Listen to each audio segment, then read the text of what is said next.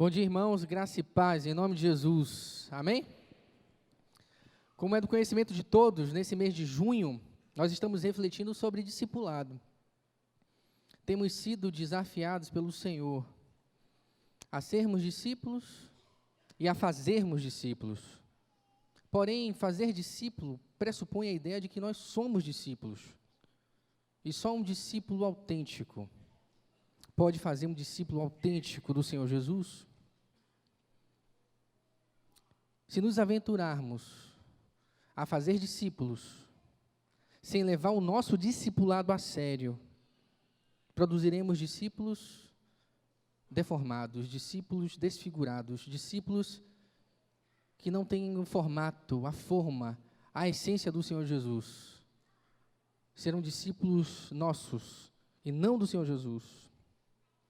E nessa manhã, mais uma vez, eu oro pedindo ao Senhor que coloque no seu coração, plante no seu coração um descontentamento santo, um incômodo santo, um desconforto santo da parte do Espírito Santo dele, para que você possa ser e fazer discípulos.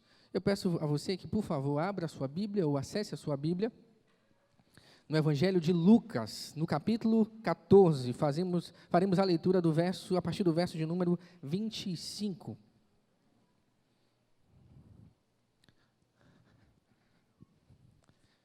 O tema da nossa reflexão de hoje é praticamente uma continuidade do domingo passado, das palavras do pastor Abraão, é o preço do discipulado. Quantos acharam, digam amém. Se você não achou, se você não tem Bíblia, ou se você passou dos 40 e não consegue enxergar mais o texto, eu lembrei de você mais uma vez. Diz assim a palavra de Deus: uma grande multidão ia acompanhando Jesus. Este, voltando-se para ela, disse: se alguém vem a mim e ama mais a seu pai, sua mãe, sua mulher, seus filhos, seus irmãos e irmãs, até a sua própria vida mais do que a mim, não pode ser meu discípulo.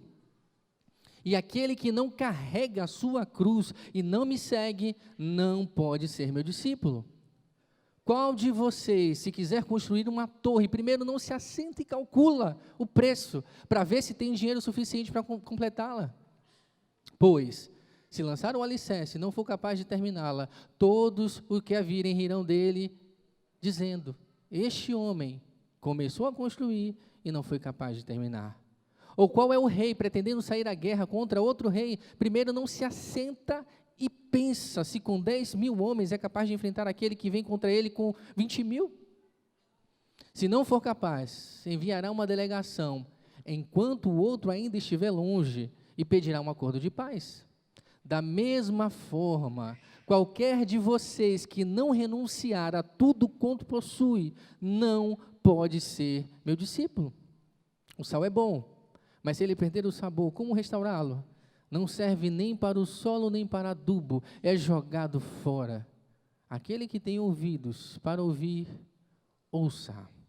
Que o Senhor, por misericórdia e por graça, aplique a sua palavra nos nossos corações em nome de Jesus. Baixe a sua fronte e consagre esse tempo ao Senhor comigo, em nome de Jesus. Deus, em nome de Jesus, adorado seja o teu santo nome, Senhor. Ofertamos esse tempo de reflexão, de exposição ao Senhor. E pedimos, Senhor Deus, mais uma vez, que o teu Santo Espírito seja o nosso guia. Que o teu Santo Espírito, Deus, ilumine o nosso entendimento, Senhor. Porque a tua palavra, a tua verdade, só pode alcançar o nosso coração por meio dele, Pai. Eu oro pedindo em nome de Jesus, que o Senhor Deus possa remover toda e qualquer barreira, todo e qualquer empecilho, para que a tua palavra seja plantada e produza a transformação do nosso coração. Te pedimos assim, Senhor, em nome de Jesus. Amém. Amém.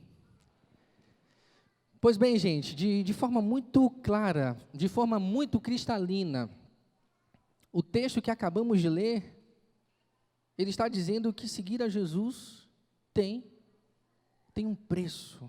Seguir a Jesus tem um preço. E quando nós observamos atentamente esse texto que acabamos de ler, percebemos que Jesus, ele está preocupado com a postura da multidão. Jesus está preocupado com o que a multidão está pensando acerca do que significa segui-lo. E quais são as implicações de seguir a Ele. Jesus em nenhum momento ele é desonesto. Jesus em nenhum momento ele faz falsas promessas. Jesus em nenhum momento promete um caminho fácil para aqueles que o seguem. Por isso ele diz, como nós vimos e lemos, se assente e calcule. Se assente e reflita, pois me seguir possui um preço. Comentando esse texto, o bispo inglês Charles Ryle, ele vai dizer que ser um cristão verdadeiro custa alguma coisa. Jamais o esqueçamos, ser um cristão nominal, um pseudo-cristão, é ir à igreja, ou ir à igreja é algo barato e fácil. Mas ouvir a voz de Cristo, segui-lo, crer nele, confessá-lo, exige muita renúncia. Custa a nossa própria justiça, nossos pecados, nossa tranquilidade e nosso mundanismo. Tudo precisa ser abandonado. Nosso Senhor desejava que entendêssemos isso completamente, por isso Jesus ele diz, calcule, façam os cálculos, se assente e calcule, se assente e reflita. Mas, meus irmãos, a grande questão é que muitos não calculam o preço, por não acreditarem que exista é isso mesmo que você ouviu. Muitos acreditam que a graça de Jesus resolve todas as coisas, crendo que uma vez que Jesus pagou o preço na cruz, ele não precisa ter responsabilidade alguma como seguidor, porque se ele fizer alguma coisa para contribuir, vai deixar de ser graça. Às vezes, quando nós evangelizamos, às vezes, quando nós vamos falar sobre a graça de Jesus às pessoas que não o conhecem, falamos de uma graça que cobre uma multidão de pecados, mas esquecemos de falar de uma graça que implica em compromisso. E esse conceito de graça, ele mascara o verdadeiro custo do discipulado. Nós não podemos separar graça e discipulado. No Evangelho de Jesus Cristo, a graça e o discipulado são indissociáveis. Para nos ajudar a entender isso, o teólogo alemão Dietrich Bonhoeffer, ele que viveu os horrores do regime nazista, escreveu um livro chamado Discipulado, esse aí que vocês estão vendo. Esse é um clássico da literatura cristã contemporânea, e nele Bonhoeffer ele vai dedicar um capítulo exclusivo para falar sobre graça, a graça preciosa e a graça barata. E ele vai dizer que a graça barata é a inimiga mortal da igreja, porque uma graça sem preço, uma graça sem custo, uma graça que justifica o pecado, em vez de justificar o pecador. É a pregação do perdão sem arrependimento, do batismo sem disciplina eclesiástica, da comunhão sem confissão de pecados. É a graça sem discipulado, a graça sem cruz, sem Jesus Cristo vivo e encarnado. Essa é a graça barata. Mas a graça verdadeira, a graça preciosa, como diz Bonhoeffer, nos leva ao caminho do discipulado. Não existe, gente, graça sem discipulado. Não existe graça sem o custo do discipulado. E era exatamente essa a preocupação de Jesus quando ele olhava para a multidão que o seguia. A multidão que seguia Jesus não estava compreendendo essa verdade. Era essa mentalidade da multidão que seguia Jesus. Infelizmente, tem sido a mentalidade de muitos daqueles que se dizem seguidores de Jesus. É por isso que Jesus ele se volta para a multidão, direciona o seu discurso para a multidão. Jesus não fala mais aos fariseus, Jesus não fala aos seus discípulos, mas Jesus ele se vira e fala à multidão, à massa que o segue. O que a multidão pode representar? O que ela representa de verdade? A multidão representa o exemplo mais escandaloso de que nós podemos seguir a Jesus sem preço, sem compromisso. Seguir a Jesus sem levar em consideração o preço do discipulado. Essa multidão ela é composta daqueles que seguem Jesus do seu jeito, seguem Jesus à distância, daqueles que não estão interessados em aprender de Jesus, mas daqueles que estão interessados em extrair alguma coisa de Jesus, em receber alguma coisa em troca de Jesus. A multidão representa aqueles que não têm compromisso, porque a multidão, ela tem compromisso consigo mesma, não tem compromisso com Jesus. A multidão tem a sua própria agenda, tem os seus próprios compromissos, tem os seus próprios interesses, e é por isso que ela escolhe seguir a Jesus à distância. A multidão não quer se envolver com aquilo que é importante para Jesus, com a missão de Jesus. A multidão só pensa em suas próprias necessidades. Se tiver pão, se tiver peixe, se tiver alguns milagres, está tudo certo para ela. Mas o grande perigo da multidão é que nela podemos nos fazer presentes sem estarmos envolvidos. A multidão pode ser o melhor lugar para nos escondermos, para usarmos as nossas máscaras, para fingirmos ser uma coisa aqui dentro e outra lá fora. É muito confortável ficar na multidão, sem prestar contas a ninguém. Mas a grande verdade é que, por vezes, nós podemos, sem perceber, estar no meio da multidão e, sem percebermos, estarmos vivenciando o descompromisso da multidão. Com a multidão, ou como a multidão, muitos continuam a insistir que podem seguir a Jesus do seu jeito. Não é muito incomum nós ouvirmos: ah, pastor, o que é isso? Eu sou um seguidor de Jesus moderno, eu sou um cristão moderno, pastor. Eu sou um cristão alternativo. Eu sigo a Jesus, pastor, de um jeito leve, de um jeito próprio. E eu entendo, pastor, que cada um segue Jesus da forma que lhe achar melhor. Muitos tentam ressignificar o discipulado. Muitos tentam excluir o custo do discipulado, o preço do discipulado, para poder seguir a Jesus do seu jeito. Mas como já vimos e aprendemos com Bonhoeffer, isso tem um nome, e o nome disso é graça barata. Mas é por isso que Jesus, preocupado com esse tipo de reflexão, ele se volta para a multidão e diz: se alguém vem a mim,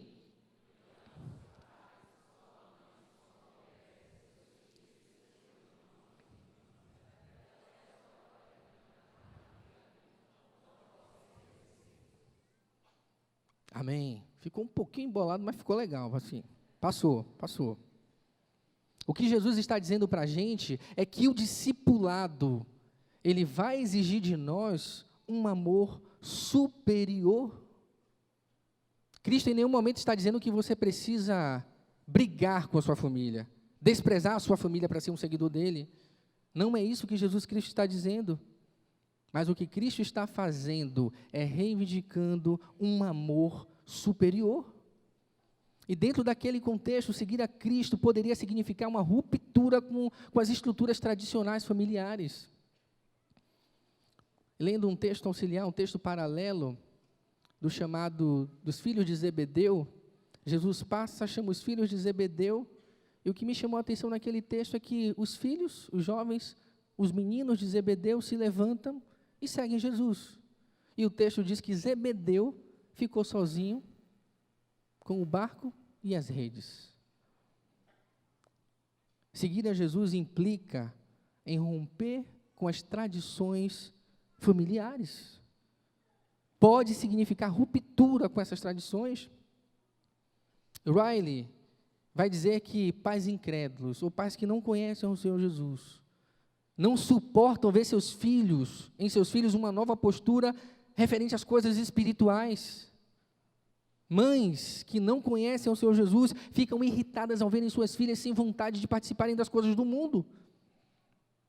Não é incomum, gente, vermos discípulos de Jesus, seguidores de Jesus, sendo pressionados dentro da própria casa, dentro do próprio lar. Filhos cujos pais não são cristãos. esposas cujos maridos não são cristãos, maridos cujas esposas não são cristãs. Conflitos de opiniões ocorrem sempre que a graça adentra uma família. Quem nunca ouviu? Ah, você se converteu? Foi mesmo, beleza. Mas eu nunca vou na tua igreja. Ah, Deus te chamou para quê? Para ser pastor? Nem me espere lá que eu nunca vou botar o pé na sua igreja. Ou, você se converteu? Acho que isso não vai durar muito tempo. Ou, por causa do rompimento das tradições familiares, como é que você pôde fazer isso com a gente? Como é que você pôde romper com a nossa tradição? Você seria o nosso sucessor ou sucessora? Ou até o argumento mais clichê de todos. Ah, já sei, você se converteu? Ah, vai dar dinheiro para o pastor. Agora você vai encher o bolso do pastor de dinheiro. Eu lembro que quando eu tinha entre 9 e 10 anos, meus pais se converteram. Meus pais se converteram a Cristo. E minha família também, eu e meus irmãos. Cada um ao seu tempo.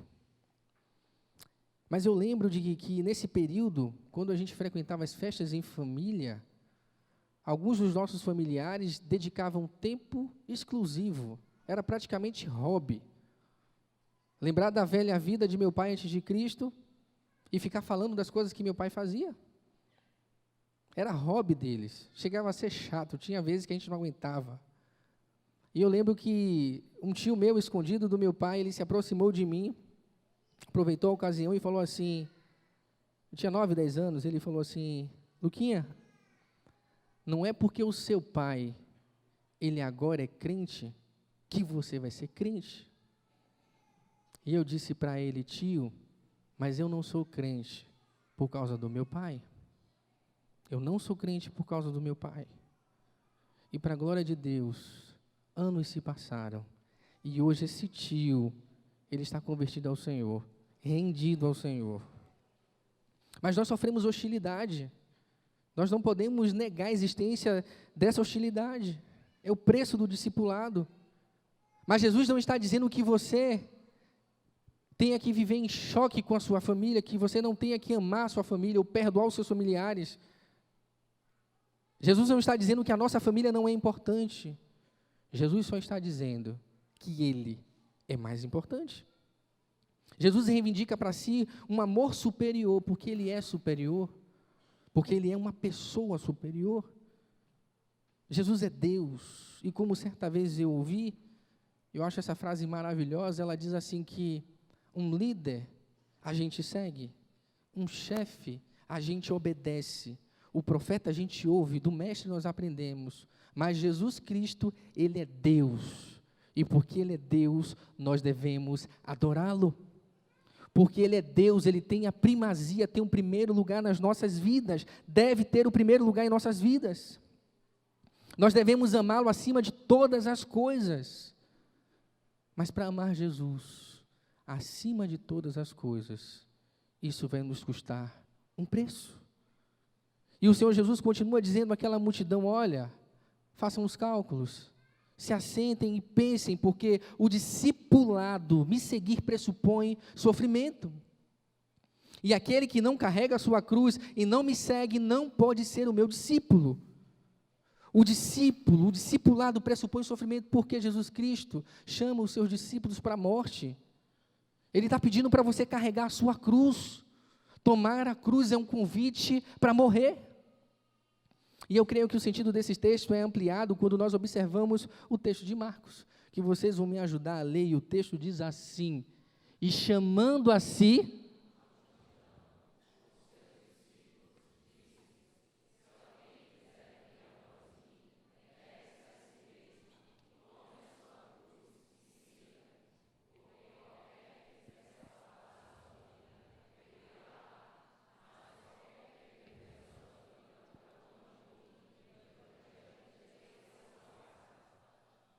amém, glória a Deus. O professor, o teólogo J. Carson, ele diz que a crucificação era um evento tão comum na Judéia, que quando Jesus proferiu essas palavras, Jesus falou em cruz, todos eles entenderam. O que Jesus estava dizendo à multidão era: calculem o preço, porque eu estou chamando vocês para morrer. Bonhoeffer diz que quando Cristo chama um homem, ele o convida para a morte. Bonhoeffer ele continua dizendo que a alguns, Deus, ele honra com grande sofrimento, dando-lhes até a graça do martírio. A outros não permitem que sejam tentados além das suas forças. No entanto, a cruz é uma só. O que o texto está dizendo é que se nós formos o martírio público, seja um martírio público, ou seja um martírio interior, a negação do nosso eu, a cruz é a mesma. Stott vai dizer que Jesus usa essa imagem dramática da cruz para representar a nossa autonegação, a nossa morte interior. As palavras salvar e perder a nossa vida podem ser aplicadas ao martírio, mas não se restringir a ele, porque a nossa vida, como diz Stott, é a nossa psique, é o nosso eu. Jesus está convocando a cada um de nós, a cada um dos seus discípulos, a renunciar à sua natureza autopermissiva e a todos os seus desejos pecaminosos. É um caminho de morte, é um caminho de cruz. Há alguns dias eu tive uma experiência, Deus me presenteou com uma experiência fantástica, fantástica. Um homem influenciado por tudo que ele tem ouvido aqui na igreja, desse púlpito sobre discipulado, ele me procurou e ele rasgou o coração. Nós conversamos, não sei, 1 hora. Ele chorou do início ao fim, quebrantado, com lágrimas nos olhos. Ele me disse: pastor, a minha vida espiritual é um fracasso, pastor. A minha vida espiritual não está legal, pastor. Eu não consigo crescer. Eu ouço as pregações que falam sobre um Deus que é vivo, que é dinâmico, um Deus que fala, um Deus que a gente pode escutar. Mas isso não acontece comigo, pastor. Mas eu sei que no fundo, a minha vida está assim, porque eu tenho um pecado contra o Senhor. E ele botando para fora, confessou o seu pecado, se arrependeu diante do Senhor, quebrantado diante do Senhor. Eu vi que aquele homem saiu do anonimato da multidão. Ele deixou de usar máscaras, e ele tomou a sua cruz e a decisão de renunciar à sua própria natureza. Ele tomou a decisão de não ser mais conduzido pelos seus desejos e vontades. E no final da conversa ele falou assim: pastor, eu preciso ser discipulado. Pastor, eu preciso ser discipulado. Pastor, você pode me ajudar? E é claro que eu disse sim. Não tinha como dizer, não tinha como dar outra resposta para aquele homem. Seguir a Jesus tem um preço. E ele entendeu o convite de Jesus para morrer para si mesmo e não viver uma vida escravizada do pecado. Seguir a Jesus tem um preço. E eu quero dizer uma coisa para a igreja de todo o meu coração. Só quando nós nos permitimos a ação do Espírito Santo em nossas vidas, só quando nós permitimos que a nossa natureza pecaminosa seja morta, crucificada, é que nós vamos enxergar de maneira mais clara a vontade de Deus para a vida da gente. Deus tem uma vontade, Deus tem um plano, Deus tem um propósito, Deus tem uma vontade global, Deus tem uma vontade específica para cada um de nós. Mas se não tomarmos a nossa cruz, se não lutarmos contra a nossa natureza, nós vamos viver uma vida medíocre, mediana, sem entender os propósitos de Deus para as nossas vidas. Em terceiro lugar, Jesus ele continua dizendo o seguinte: olha, quer ser meu discípulo? Quer ser meu discípulo? O discipulado requer desapego. Jesus está dizendo que nós teremos que abrir mão de tudo que nós possuímos. E estudando esse texto eu fiquei pensando, Jesus está dizendo ali tudo o que possui. Jesus está falando de tudo que nós possuímos, tudo do que você possui. Mas nós somos especialistas em arrumar, encontrar desculpas para Deus. Nós somos reféns de uma hermenêutica estranha, que abraça ou rejeita as ordenanças divinas de acordo com a nossa conveniência. Pastor, tem certeza que Jesus disse que é tudo mesmo? Sim, eu tenho. Mas, pastor, o que significa ser tudo, pastor? O que significa tudo? Meu irmão, tudo o que você possui é tudo o que você possui.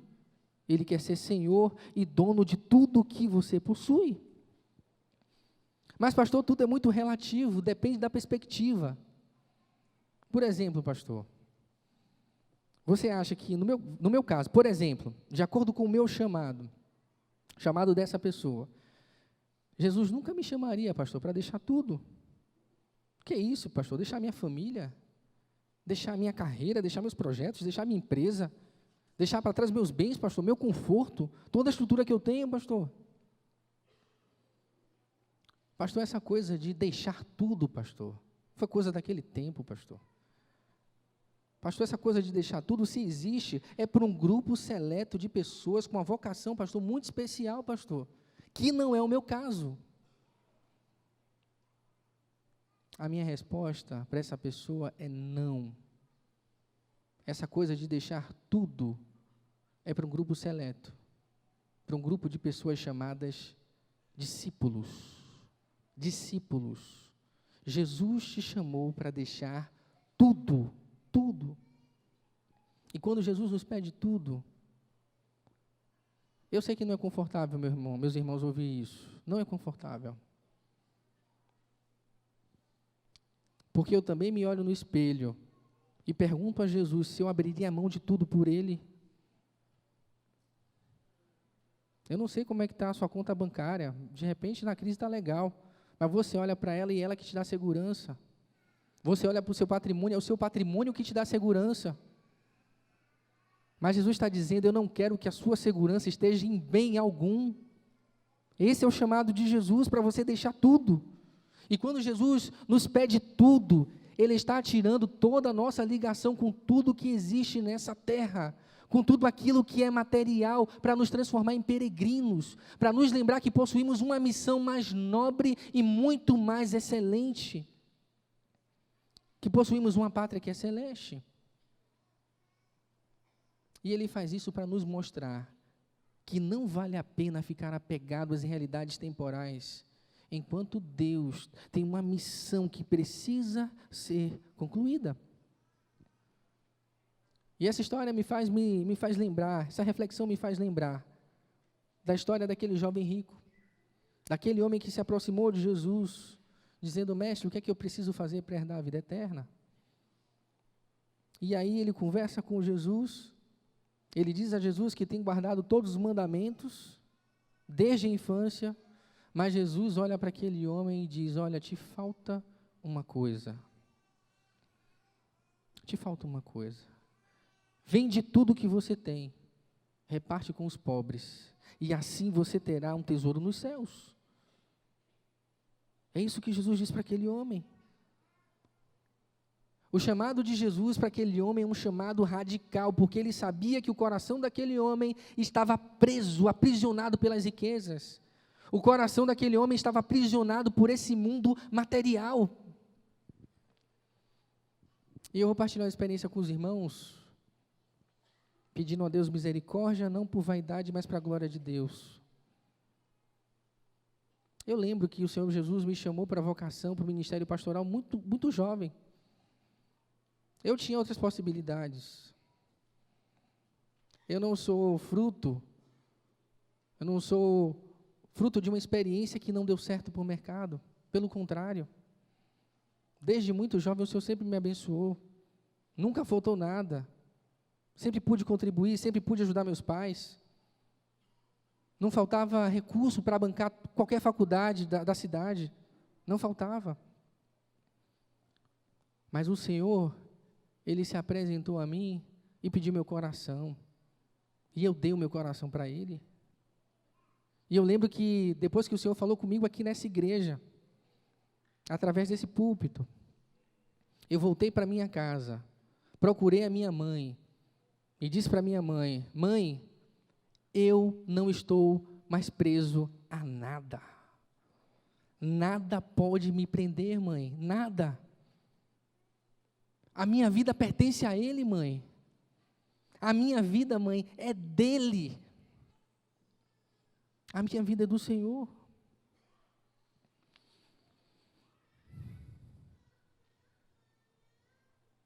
O que é que pode estar prendendo a sua vida? O que é que pode estar aprisionando a sua vida? O que é que pode estar impedindo de você atender ao chamado do Senhor Jesus? E aqui eu estou falando do chamado para ser discípulo e também do chamado para fazer discípulos. Nós temos ouvido com muita frequência que aqui na IBAN, Deus tem trazido pessoas para aqui, para esse lugar. A igreja tem crescido e que a igreja precisa ser discipulada, é claro. E quem vai discipular esse povo? Quem vai discipular essas pessoas? Quem é, meus irmãos? Somos nós, eu e você. Mas eu quero dizer para você, meu irmão, que a missão do Senhor para a sua igreja é ir por todo o mundo e fazer discípulos de todas as nações. Foi para as nações que o Senhor nos chamou, para discipular perto e para discipular longe. E nós estamos apegados às coisas desse mundo, porque elas nos dão uma falsa sensação de segurança. E a pergunta que eu faço a você é: quantos de nós, de verdade, venderíamos tudo o que possuímos, daríamos parte aos pobres e seguiríamos a Jesus, caso Ele pedisse? Quantos de nós renunciaríamos família, carreira, estrutura, conforto, para atender o chamado divino? E eu creio, meus irmãos, que Deus é um Deus vivo, Deus é um Deus dinâmico, o Deus que falou no passado continua falando no presente. O Deus que chama uma vez, Ele continua chamando e continua falando e continua se relacionando e continua tendo sede, desejo de relacionar, de relacionamento, de compartilhar os seus segredos e os seus propósitos na vida do seu povo. Eu quero mostrar uma coisa para vocês. Estão aí as três maiores religiões, os três maiores grupos não alcançados do mundo. 1,6 bilhões de muçulmanos, 900 milhões de hindus, 364 milhões de budistas. Eu não sei se você sabe, mas 1% dos missionários que nós enviamos são para regiões já cristianizadas. Regiões cristianizadas. 37 mil muçulmanos morrem todos os dias, sem sequer ouvir de Jesus Cristo. Jesus pediu para fazermos discípulos, discípulos perto e discípulos longe. Você acha que se o Senhor Jesus, Ele estivesse fisicamente em nosso meio, você acha que Ele não nos direcionaria para esses povos não alcançados? Eu lembro que desde criança eu frequento a igreja. E na adolescência, quando tinha os cultos de missões, o meu coração queimava. O meu coração pegava fogo. Porque Deus estava ali chamando. Deus estava ali dizendo: olha, entregue a sua vida a mim completamente. Abandone tudo, deixe tudo para trás. E eu fico a me questionar: onde estão os nossos chamados para esses lugares? Será que temos aqui? Será que o Senhor tem inquietado o coração de alguns para olhar para esses lugares? Lembre-se que a nossa tarefa do discipulado, meus irmãos, é uma tarefa de perto, mas também uma tarefa para longe. Não podemos pensar em discipulado sem pensarmos na grande comissão. Dietrich Bonhoeffer, ele vai dizer algo que é fantástico.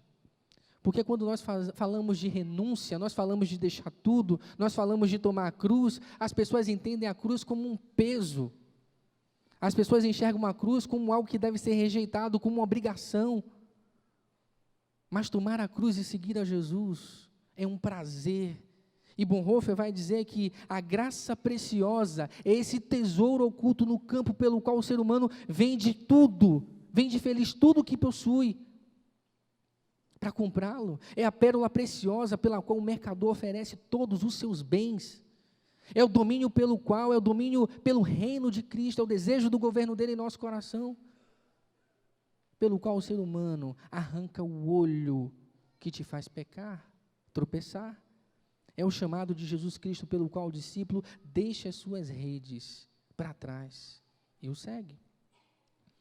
E eu já estou chegando no final.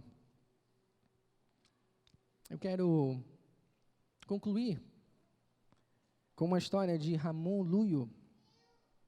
Ramon Llull foi um espanhol, um intelectual, estudioso, poeta, oficial da corte do rei Jaime Aragão II. E Llull foi o primeiro missionário de carreira entre os muçulmanos.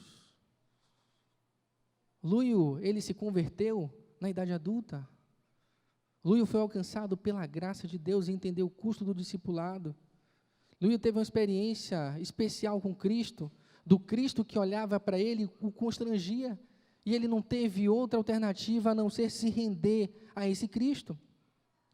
E olha que oração belíssima de entrega, de consagração de Llull.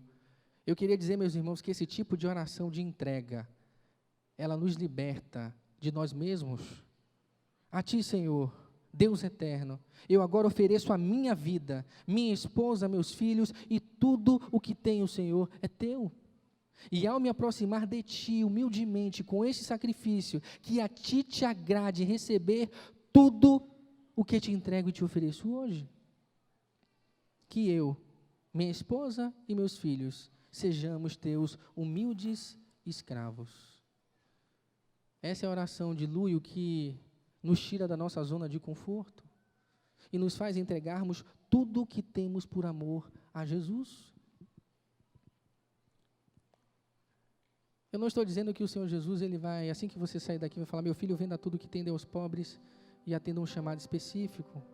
Mas o que Jesus está dizendo é que nós fomos chamados para abrir mão de todas as coisas por Ele. O que Jesus está dizendo é que a vida do discípulo é uma vida sensível à sua doce voz. A vida do discípulo é uma vida sensível ao sopro do Espírito Santo.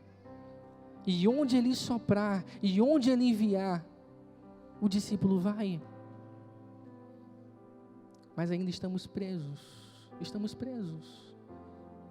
Temos amores maiores, temos pecados que nos escravizam, e ainda olhamos para tudo o que temos como se fosse a nossa real segurança, como se fosse aquilo que nos dá conforto, a nossa fonte de conforto.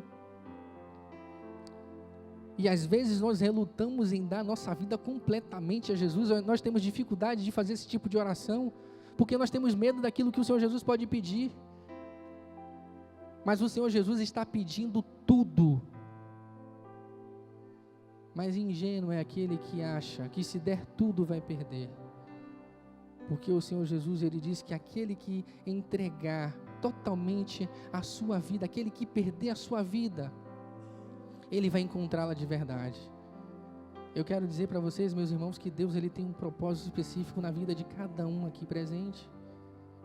E nós só vamos ter paz no coração quando nós alinharmos a vontade de Deus soberana à nossa vontade. Eu oro para que o Senhor, Ele governe e controle toda a sua vida, e que você viva uma vida cheia do Espírito Santo de Deus, uma vida sensível à sua voz, uma vida obediente.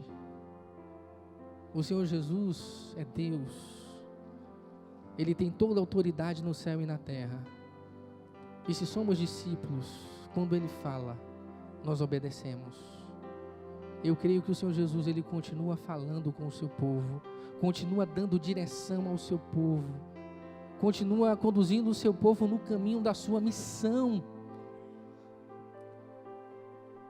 Quando é que vamos entender que o Senhor Jesus, Ele deixou toda a sua glória, encarnou,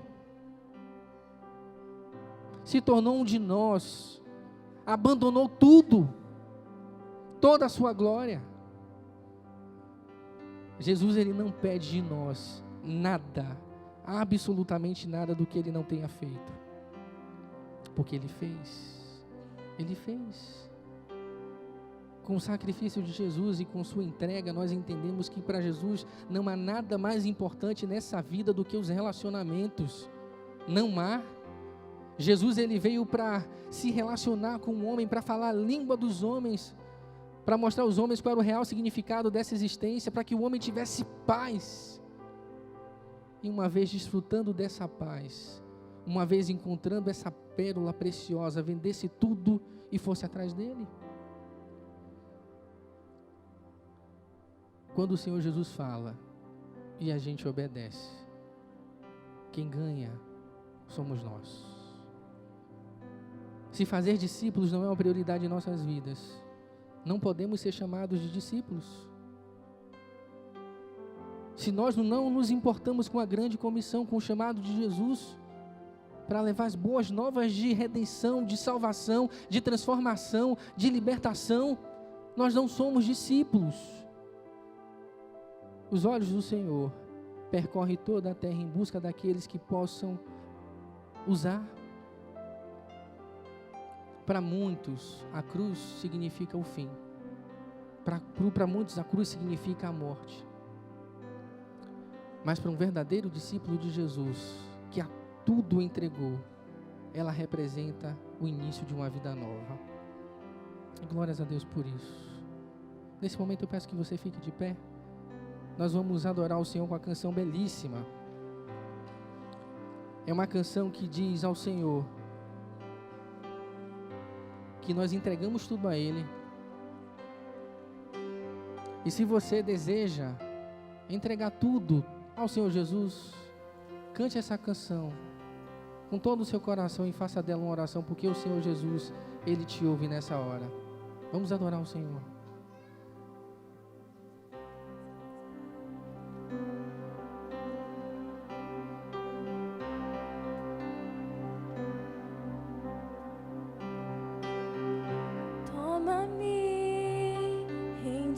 Estou aos pés da cruz, me encontrei, o que tenho te entrego, ó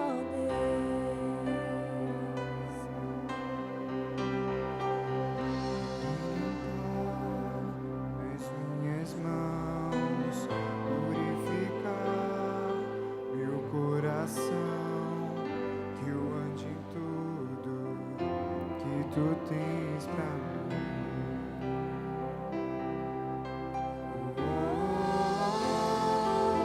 Eis-me aqui, rendido estou.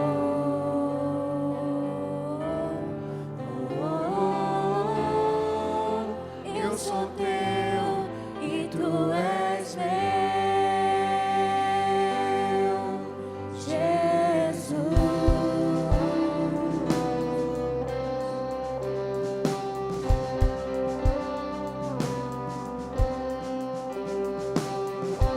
meus momentos e os dias meus.